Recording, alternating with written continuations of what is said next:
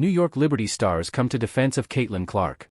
After back-to-back losses to the New York Liberty, Caitlin Clark is winless through the first 3 games of her WNBA career with the Indiana Fever. Her adjustment period after going first overall in the 2024 draft has been tough to start. But she's not without fans in her group of peers. A number of Liberty stars, 2 former MVPs most notably, advocated for Clark's development after the Fever's latest loss. Reigning MVP Breanna Stewart was asked to give an evaluation after seeing the 22-year-old up close in back-to-back games. "Obviously she's a knockdown shooter," Stewart told reporters post-game on May 18. "She has that range.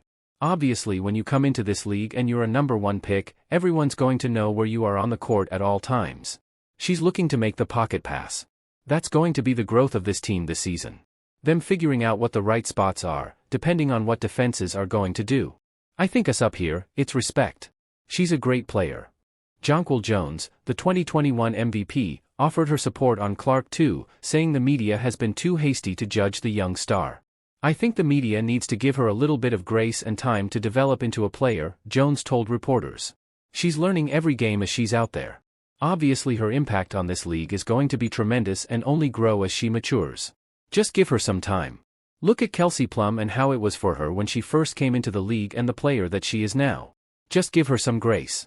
Clark had the best game of her young WNBA career against the Liberty. She finished with 22 points, 8 assists, and 6 rebounds. Add a pair of ringing endorsements from 2 of the league's best to the unofficial stat sheet. Clark bounces back against Liberty. No ability inspires confidence for young stars than their ability to adjust. Clark did just that in a second straight matchup with the Liberty. Clark finished the first loss to New York on May 16 with just 9 points on 2 of 8 shooting and 3 turnovers. It was a blowout loss for Indiana. She responded in the next, more than doubling her point total. And the ripple effect of her efforts reached the scoreboard. After losing by 36 in the first game, the Fever lost by only 11 in the second. That speaks to the heliocentric nature of Clark's positioning in the offense, how they go when she goes. But it also should be a credit to her determination to figure out a defense. Clark, "I just came out and played harder."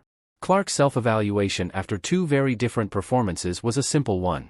In a second game against New York, she thinks she played harder, and the rest of her game followed suit. "I thought I just came out and played harder," Clark told reporters post-game. "I think that's going to be my biggest focus going forward. Just come out and compete, play hard. I thought our whole group did that. We got down 20, we never gave up.